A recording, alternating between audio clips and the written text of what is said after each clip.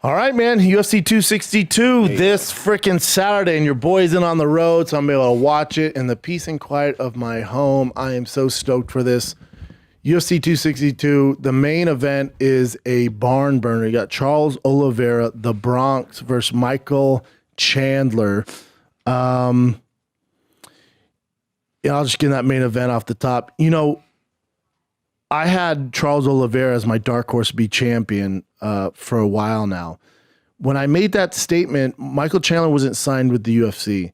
When I look up, you know, at 155, it's all about matchups and styles. If I'm Charles Oliveira and I look at the top five guys, the worst matchup for him is Michael Chandler for a variety of reasons. I just think Michael Chandler's more explosive with his wrestling. You know, Charles Oliveira pulling off that jiu-jitsu is going to be an issue. And Michael Chandler's no slouch either when it comes to grappling. Michael Chandler has been in big fights. The other thing of note, and I think Dan Hardy made this point, Dan Hooker made this point. Charles Oliveira, a lot of this win streak, you know, a lot of his uprising has happened during this pandemic. You know, his Tony Ferguson fight, Kevin Lee fight, he's looked fantastic, right? The knock on Charles Oliveira, if you've been a UFC fan for a while, is he had some quit in him. You can't really beat that quit out of anybody. Either you have that in you or you don't. So that's still in there. That demon's still in there. But man, has he figured out how to narrate that demon so it doesn't come out. But that's in there. If once I see a guy quit, that's in there. And that does bother me to put all my chips on Charles Oliveira. And when I look at these guys' career as a whole, not just the last 8 fights or how many Charles Oliveira's won or Michael Chandler and the Dan Hooker fight for Chandler, he looked phenomenal. When I look at their careers as a whole, I can't think of a worse matchup for Charles Oliveira at 155. I think Michael Chandler can negate his jiu-jitsu, which, you know, he has the most submission victories ever in UFC, I think, history. He's good all over. His stand-up's only getting better. But he doesn't have knockout power, and Michael Chandler does. And I think Michael Chandler finishes him under 3 rounds. I think he does eventually find that timing, lands that big overhand, and is your UFC light heavyweight champ. That's how I picture that going down. And then from there, for Michael Chandler, it gets interesting because, you know, let's say in this weird world, and Dustin Poirier is a slight underdog against Conor McGregor. But if Dustin Poirier were to win that fight, and then he, fights for the belt, which he will, if he wins for sure, the winner of that's going to fight the winner of this.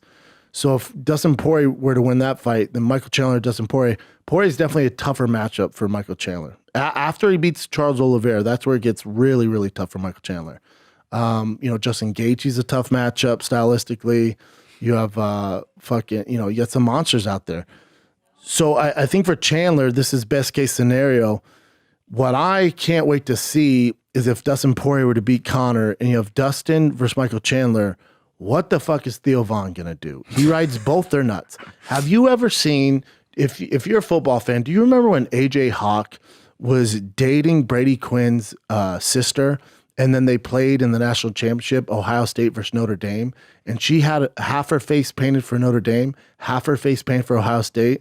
And then the family had half jerseys that showed Brady Quinn, Notre Dame, and AJ Hawk on the other. That's what Theo Vaughn's going to look like if they do finally fight. You're going to see Theo Vaughn in that weird half and half jersey because he doesn't want to pick sides and he rides with both guys. He lives in Nashville. So he's always over fucking Chandler's house doing whatever the fuck they do together. But then he's also from the same hometown as Dustin Poirier, and they do stuff together. So you're up, Theo Vaughn. So that's all I'm hoping for. And this comes from a Conor McGregor fan. But I just think back to the fights, I do think Michael Chandler gets it done. We've seen Michael Chandler, the knock on him would be his cardio. I don't know if that's a knock because we've seen him go 5 rounds before. But if I had to bet on a guy who shows up, because remember, this is going to be in front of a live crowd in Houston, a big-ass sold-out crowd, sold out in minutes, sold out in fucking minutes. So some people are so disappointed Nate Diaz isn't fine. Anyways, no S on anyways. But a guy who always shows up when the lights are on, and I never have to question if there's quit in him, who gets better in front of the audience is Michael Chandler. Charles Oliveira, when it counts, when the lights are on, it's hot, has had some issues. This is the biggest fight in his career. I'm not willing to put the horse behind him here. I'm going to go with Michael Chandler.